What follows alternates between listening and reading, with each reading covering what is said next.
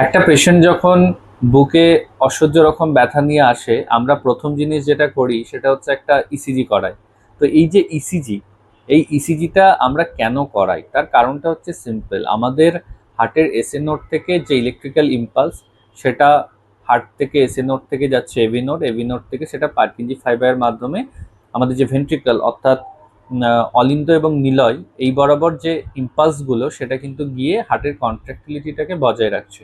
এবার যদি আপনার ধরুন যে হার্ট অ্যাটাক হয়, তাহলে হার্টের সেই অংশে কি হচ্ছে, করোনারি আর্টারির মাধ্যমে ব্লাডটা যাচ্ছে না।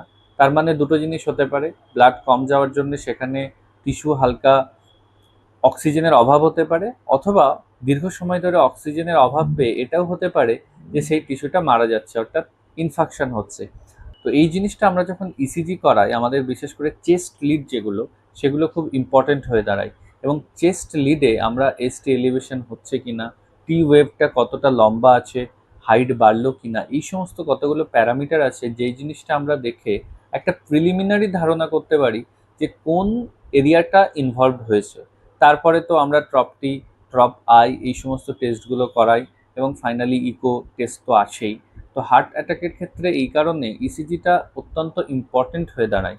এবং যখনই এরকম কোনো সমস্যা, বিশেষ করে বয়স্ক যদি মানুষ হন এবং তার বুকের মধ্যে মনে হচ্ছে অসহ্য রকম একটা চাপা ব্যথা বা যন্ত্রণা, তাদের ক্ষেত্রে প্রথম যেটা করা উচিত, একটা ইমার্জেন্সিতে যাওয়া উচিত বা হসপিটালে যাওয়া উচিত।